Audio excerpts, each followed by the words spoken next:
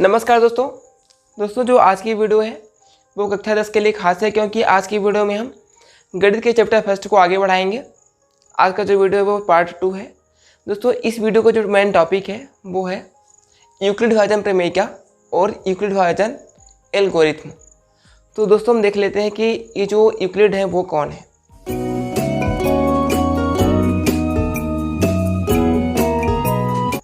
तो दोस्तों यूक्लिड यूनानी गणितज्ञ है, यूनान के एक गणितज्ञ हैं, हम जिन्हें ज्यामिति का जनक कहते हैं।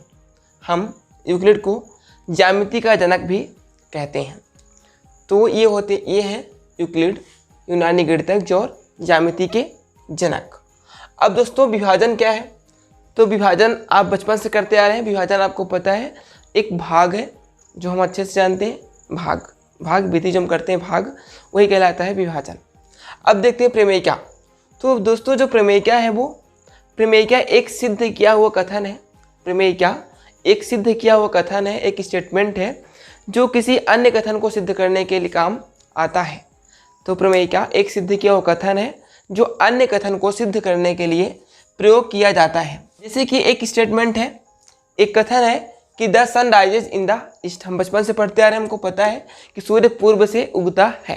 तो इस कथन के आधार पर हम क्या कह सकते हैं कि the sun sets in the west. तो हम दोस्तों कह सकते हैं कि जो सूर्य है वो पश्चिम में डूबता है। तो ये होता है प्रमेय क्या। प्रमेय क्या एक सिद्ध किया हुआ कथन है जो अन्य कथन को सिद्ध करने के लिए प्रयोग किया जाता है। अब दोस्तों देखते हैं कि एल्गोरिथम क्या है।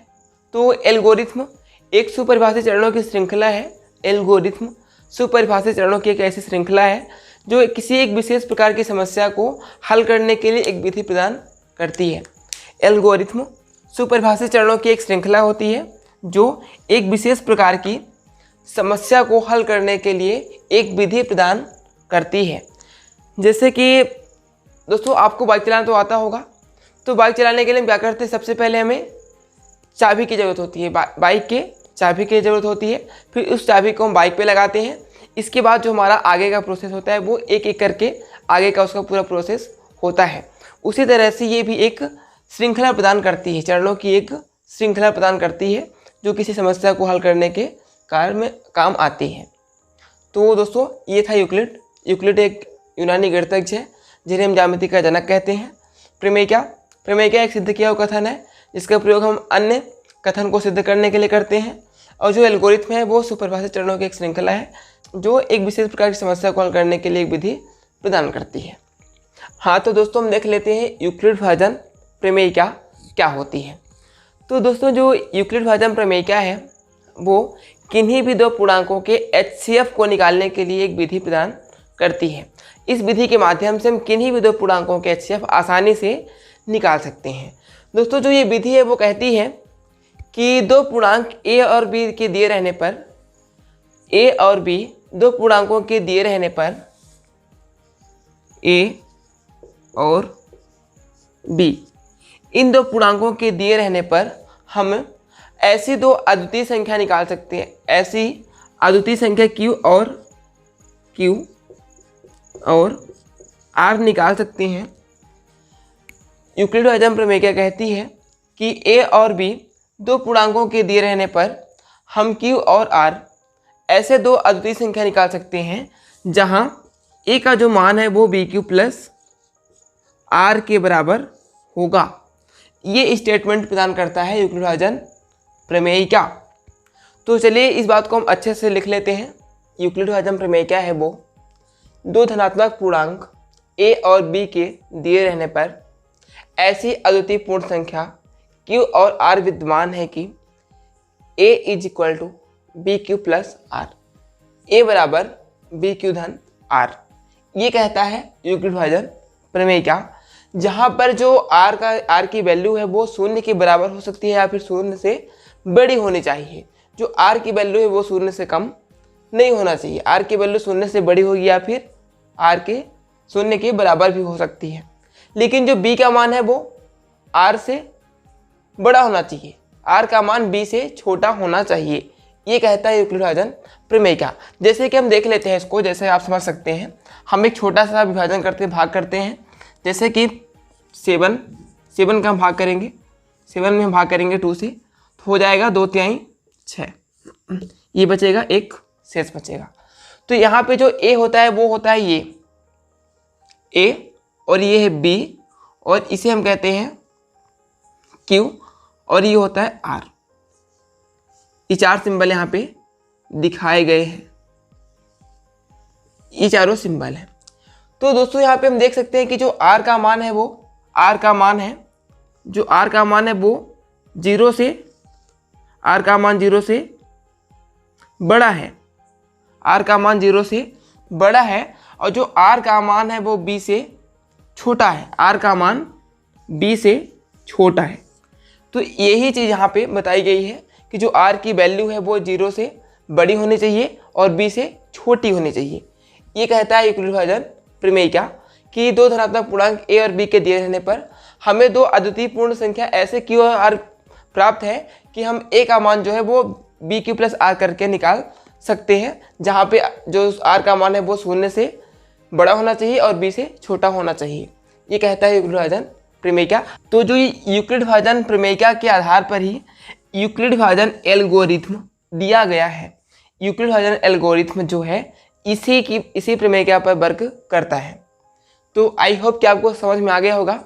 अब दोस्तों इन दोनों टॉपिक से यूक्लिड विभाजन प्रमेय और यूक्लिड विभाजन एल्गोरिथ्म, इन्हीं दोनों को लेकर के हम आगे आपके जो सिलेबस के सवाल हैं, क्वेश्चंस हैं, हम उन्हें सॉल्व करते हैं। तो चलिए देखते हैं आगे के सवाल जो भी हैं। हाँ तो दोस्तों ये रहा आपकी एनसीईआरटी बुक का पहला सवाल, पहला एग्जाम्पल कि 4052 और 12576 का एचसीएफ यूक्लिड विभाजन एल्गोरिथ्म का प्रयोग करके इजाद कीजिए। तो दोस्तों हमको निकालना है 4052 और 12576 का एचसीएफ, वो भी यूक्लिड विभाजन एल्गोरिथ्म से। तो यूक्लिड विभाजन एल्गोरिथ्म क्या है पहले वो देख लेते हैं कि यूक्लिड विभाजन एल्गोरिथ्म कहता है कि जो a बराबर आएगा PQ प्लस R के बराबर होगा। तो ये है यूक्लिड विभाजन एल्गोरिथ्म। अब हम आते हैं इसके सॉल्यूशन पे। तो दोस्तों हमको क्या करना है, सबसे पहले देखना है कि कौन सी संख्या इसमें बड़ी होती है। तो हम यहाँ पे देख सकते हैं कि 12576 बड़ा है 4052 से। तो जब जैसे ही हमको इतना मिल जाता है, अब इसके बाद हमको क्या करना है कि बड़ी संख्या पे छोटी संख्या का भाग करना है, बड़ी संख्या पे छोटी संख्या का भाग करना है। ये हमारा सेकंड चरण होगा कि हम 12576 पे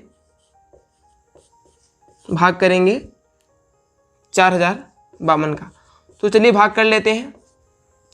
हाँ तो दोस्तों हमने भाग कर लिया कि 4052 का हमने जब भाग किया 12576 पे तो हमको भागफल मिलता है 3 और शेषफल मिलता है r। ये जो शेषफल है वो r है और ये भागफल जो है वो ये q होता है। तो अब इसको हम लिख लेते हैं, उस चीज़ को हम लिख लेते हैं कि 4052 नहीं, हम लिख लेते हैं 12576 बराबर है 4052 गुणे 3 प्लस 420। अब दोस्तों हम देख सकते हैं यहाँ पे कि जो r की वैल्यू है वो 0 के बराबर नहीं है। r की वैल्यू हमको इस चीज़ को आगे बढ़ाना पड़ेगा भी, और कब तक बढ़ाना, जब तक r की वैल्यू 0 ना हो जाए, शेषफल 0 ना हो जाए। अब इसको फिर से आगे हमको करना होगा कि जो बड़ी संख्या ये अपना जो b है और ये r, तो b और r को लेकर के चलना है। बड़ी संख्या पर छोटी संख्या का फिर से भाग कर देना है। तो 40 और 52 पे भाग कर देंगे फिर से हम 420 का। किसका भाग करना है, 420 का। चलिए कर लेते हैं। हाँ तो दोस्तों हमने ये भाग कर लिया कि 4052 पे 420 का जब भाग करते हैं तो हमें शेषफल 272 और भागफल 9 प्राप्त होता है। इस चीज़ को हम लिख लेते हैं यहाँ पे कि 420 गुणे 9 प्लस 272। यहाँ भी हम देख सकते हैं कि जो r की वैल्यू है वो 0 के बराबर नहीं है, मतलब किसको भी और आगे करना पड़ेगा, हमको 420 में भाग करना पड़ेगा 272 का। चलिए फिर से कर लेते हैं। तो हमने ये भाग कर लिया हुआ 272 का भाग हमने किया 420 पे, तो क्या आता है, भागफल 1 और शेषफल 148 आता है। इस चीज़ को चलिए हम लिख लेते हैं गुणे 1 प्लस 148। अभी भी हम देख सकते हैं यहाँ पे कि जो r की वैल्यू है वो 0 के बराबर नहीं है, मतलब किसको और आगे बढ़ाना पड़ेगा। तो हम कर लेंगे 272 में भाग करेंगे 148 का। चलिए ये वाला भी भाग कर लेते हैं। 148 का हमने भाग किया 272 में, तो भागफल 1 और शेषफल पुनः 124 प्राप्त हो रहा है। तो इसको लिख लेते हैं कि गुणे 1 प्लस 124। यहाँ भी आर की वैल्यू 0 नहीं है, फिर से वही काम करना पड़ेगा कि 148 पे हमको भाग करना पड़ेगा 124 का। चलिए कर लेते हैं। तो इस बार हमको प्राप्त होता है 148 भागे 124, तो ये जाएगा एक कम 124, बचेगा 24। चलिए अब इसको आगे लिखते हैं कि गुणे 1 प्लस 24। अभी भी जो अपना भागफल है वो शेषफल वो आर के 0 के बराबर नहीं आया, इसको और आगे करना पड़ेगा। कर लेते हैं। 124 में भाग करना पड़ेगा फिर से हमको 24 का। चलिए करते हैं।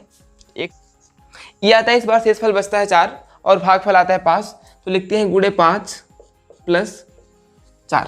यहाँ भी जो आर की वैल्यू है वो 0 के बराबर नहीं है, मतलब इसे और आगे बढ़ाएंगे और इस बार हमको करना पड़ेगा 24 पे भाग करना पड़ेगा 4 का, तो कितना आएगा 4 6 के 24 प्लस 0। इस बार जो आर की वैल्यू है वो 0 के बराबर आ गई। तो हमको तब तक करना है इसको, ये अपनी जो चरण है, प्रक्रिया है, ये प्रक्रिया तब तक दोहरानी पड़ेगी जब तक कि आर की वैल्यू 0 ना हो जाए, अपना शेषफल 0 ना हो जाए। और जब शेषफल 0 हो जाए और जो अपना बी की वैल्यू, ये जो लास्ट वाला जो अपना भाजक होगा, लास्ट वाला बी होगा, वही अपना क्या कहलाएगा HCF। मतलब इस पूरे सवाल से हमको क्या मिलता है HCF 4 मिलता है। कैसे मिलता है? बी की जो वैल्यू है वो HCF कहलाएगी। बी की वैल्यू बराबर HCF बराबर बी बराबर 4। तो दोस्तों इस तरह से हमने निकाला हुआ है HCF कि 12,576 का और 4052 का जो HCF आएगा वो कितना आएगा? 4 आएगा। तो इसको हम लिखना चाहिए, साइड में लिख लेते हैं। तो दोस्तों आई होप कि आपको ये क्वेश्चन समझ में आ गया होगा। तो आज की वीडियो में बस इतना ही। आगे की वीडियो जो होगी तो उसमें हम इसको और आगे बढ़ाएंगे, जो आगे के सवाल हैं, आगे के एग्जाम्पल्स हैं और जो आपकी प्रश्नावली के सवाल हैं हम उसे हल करेंगे।